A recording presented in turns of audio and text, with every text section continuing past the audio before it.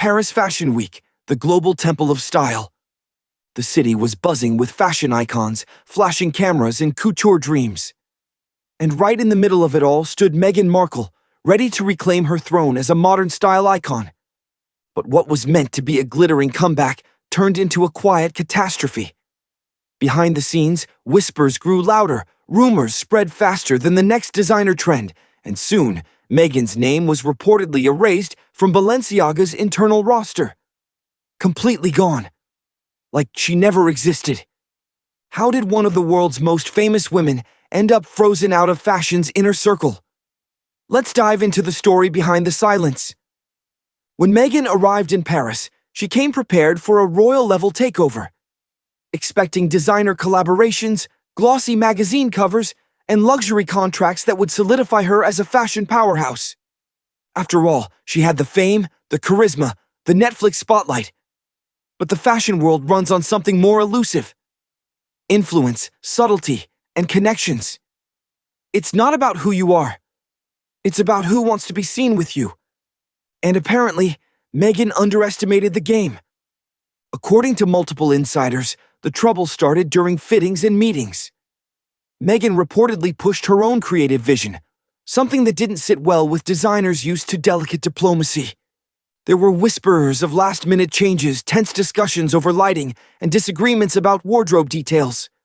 One insider even claimed that a key dress was pulled at the last moment because alterations weren't finished to Meghan's satisfaction. In Hollywood, that's called control. In Paris, it's called a faux pas, because in the high fashion world, respect and restraint go hand in hand. And power plays often backfire. Then came the moment that sent shockwaves through the industry. Balenciaga reportedly wiped Meghan's name from its internal files. For a major fashion house, that's not just a snub. It's a message. A quiet, devastating statement. We're done. The reasons? Unclear. Some suggest creative clashes.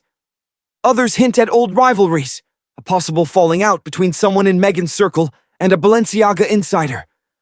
Whatever the cause, the effect was immediate. Invitations disappeared. Meetings were canceled. Designers who had once shown interest suddenly went silent. It was as if the city itself turned the lights off. At first, Meghan brushed it off.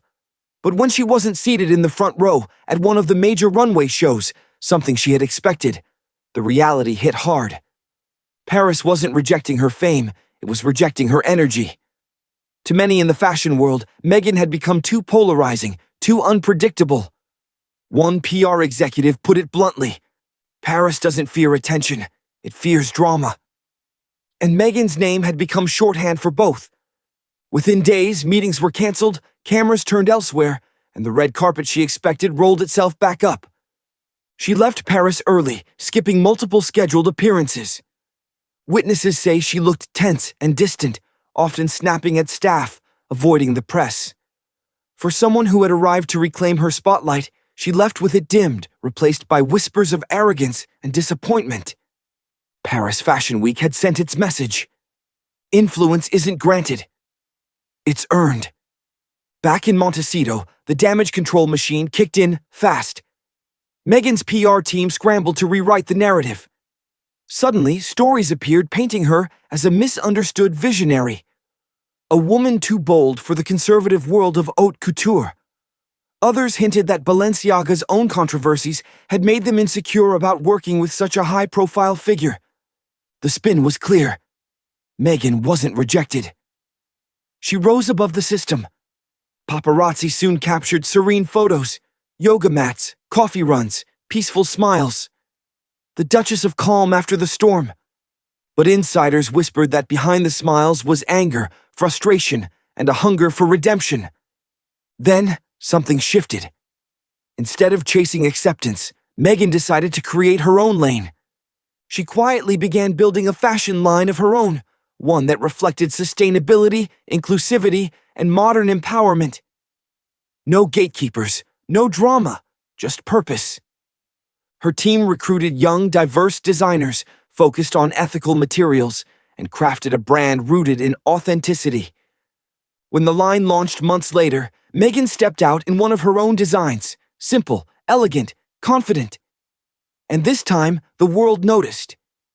Critics praised her for breaking free from the fashion elite's grip and for building something that actually meant something. For the first time in a long time, Meghan wasn't following, she was leading.